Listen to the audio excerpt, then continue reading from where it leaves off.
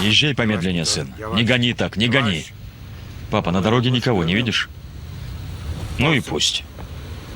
Мама хорошо ладит с невесткой, потому что с твоей мамой трудно договориться.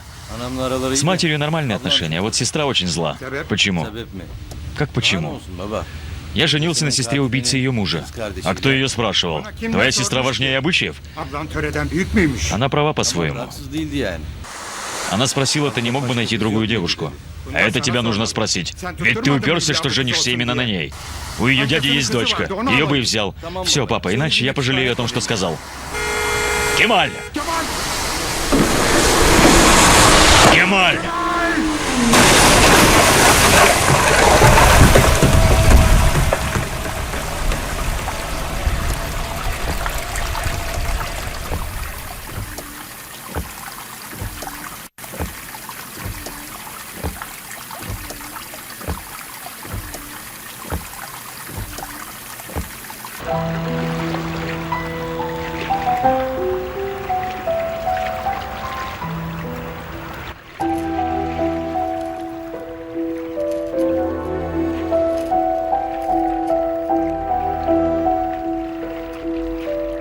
Разошлем пажей.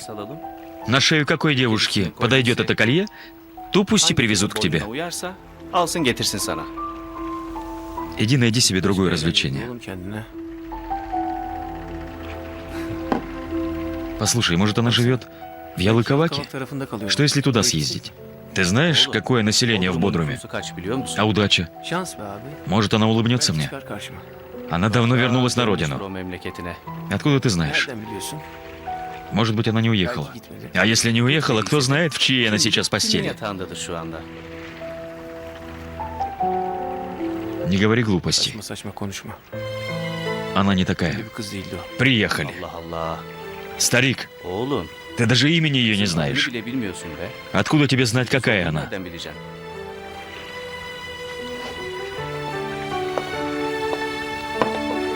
Влюбился в девушку, даже не зная ее имени. Поразительно. Слушаю, мама. Сынок, Саваш, твой папа и брат попали в аварию. Что? Мама, что ты говоришь? Когда? Час назад. Они возвращались из компании. Приехал твой дядя и сообщил новости. Что с ними? Мама. Саваш! Сынок! Мама, прошу тебя! Госпожа! Послушай, что там?